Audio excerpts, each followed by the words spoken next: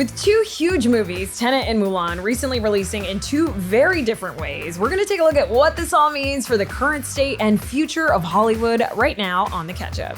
At the start of the pandemic, nobody really knew what would happen to moviegoing, with many suspecting that studios would just turn to at-home debuts on streaming services and never look back. 6 months later, though, it's still a bit of a question mark after some interesting ups and downs, like the success of Trolls, and then a beef between AMC and Universal, which we'll talk about more in a minute. But now, with many states reopening, theatrical releases have been happening again more and more, with the latest and most high-profile being Christopher Nolan's Tenet. Well, I've seen too much. Well, we'll try and keep up. Alright, let's be honest. Many people have been looking at this movie as the one that will literally save Hollywood as we know it. No pressure, right?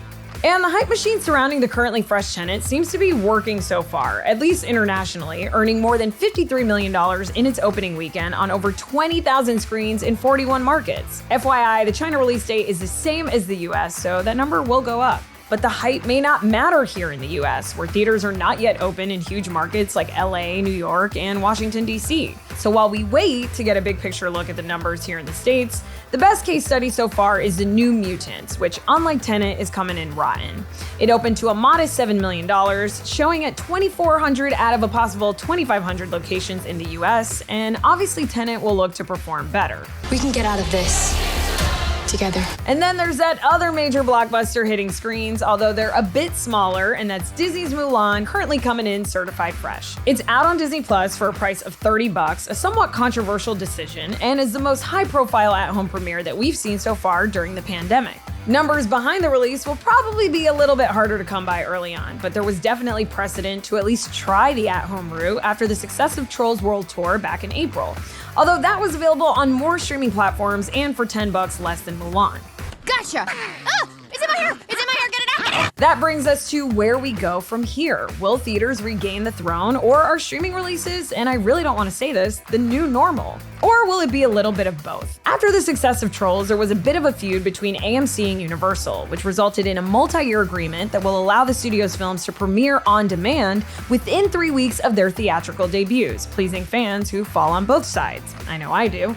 And the certified fresh Bill and Ted Face the Music recently came out simultaneously to theaters and video on demand. But because it was made available for home viewing, it wasn't booked by the major US chains, including AMC, and only pulled in just over $1 million from about 1,000 screens. So it looks like the music isn't the only thing Bill and Ted are facing. One place Bill and Ted did play, though, was at drive-in theaters, which has been making a comeback as another avenue for moviegoers during the pandemic. And I'm here for it. And while drive-ins are yet another factor to consider when looking at the future, it's worth noting that some, like Warner Brothers, don't necessarily love the idea. Tenet is only available at drive-ins in cities where theaters are also open in order to, quote, help preserve the twists and turns of the plot, according to Variety. And it seems as though this year is gonna have a lot more plot twists when it comes to all of this as well. There are people in the future who need us. All right, friends, gotta kick it over to you now. Are you itching to get back into the movie theater, or are you cool with just kicking it on your couch forever and ever?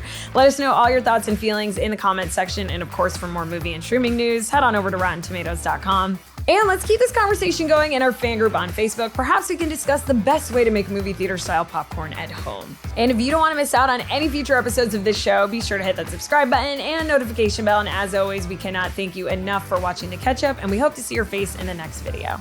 Bye.